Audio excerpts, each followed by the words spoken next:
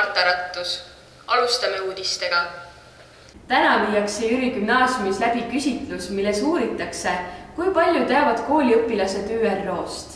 Otse loomulikult saatsime koha peale ka enda uudiste toimetuse poolt Püstol reporterid Rasmus Ristisaar ja Frank Lukk. Ja minuni on jõudnud andmed, et nad on tõepoolest kohale jõudnud. Annan sõnajärje neile. Siin Rasmus Ristisaar otse sündmuskohalt. Ma olen siin esimese C-klassiga. Tervist! Tere! Tahtsin teilt küsida, et kas teie teate, mis on ÜRO? Aga kui te nüüd mõtlete, tähed Ü, R ja O, mis need võiksid tähendada? Jaa, väga hea. Ma olen siin 4. C-klassiga. Tervist näinud! Tahtsime teilt küsida, kas te teate, mis on ÜRO? Nii enam. Kas te teate, mis see tähendab, need 3 sõna, mis moodustavad selle nime? Ühine rahvastikuorganisatsioonist. Väga hea. Ja näiteks, et kui päkapikk ei too teile sussi sisse kommi, kas see on ka inimõiguste rikkumine? Jah. Kui päkapikk teile jõuluajal sussi sisse kommi ei too, kas see on teie inimõiguste rikkumine?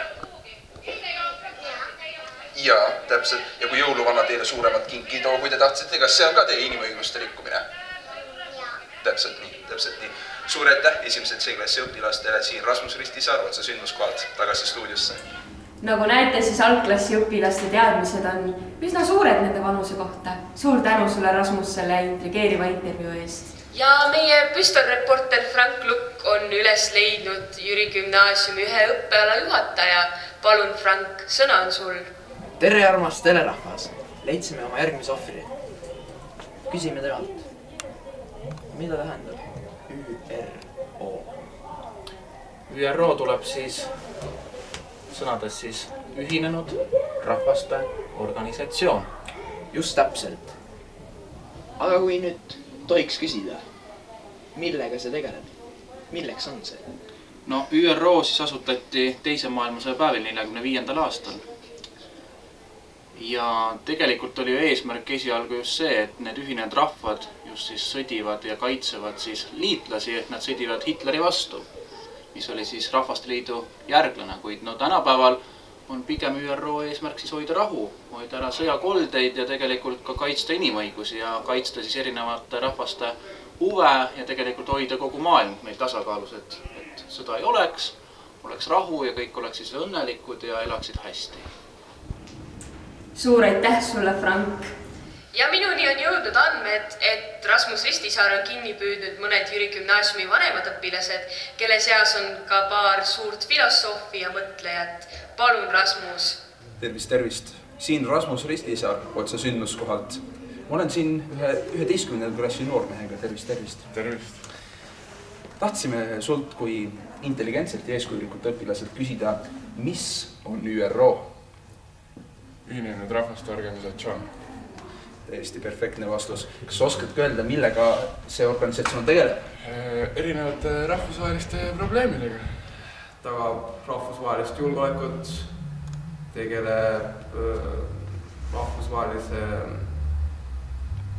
majanduse koordineerimisega just. Aitäh. Ja viimaseks küsimuseks oleks, mis on inimõigused? Palun. Inimõigused. Õigused, mis on igal inimesel. Väga hea. Aga oskate mõne näitega tuua? Õigus elule. Õigus veele. Puhtale joogile. Õigus haridusele, õigus tööle. Õigus vabale sõnakasutusele. Näiteks see, kuna on jõuluaeg ja päkapikk ei too teile kommi sussi sisse. No toob, aga kui üks päev juhtub, et ei too, kas see on teie inimõiguste rikkumine? Jaa. Ei, mul nagunii ei tooda. Ja küsiksime veel seda, et mis on inimõigused? Õigus elada, õigus olla õnnelik, õigus töötada. Nagu küsitluses selgus, ei tea kahjuks paljud õpilased, mis on ÜRO, millega see tegeleb ja kõige tähtsam, mis on inimõigused. Sellega on meie tänaste uudisesaate intervjuu osa lõppenud.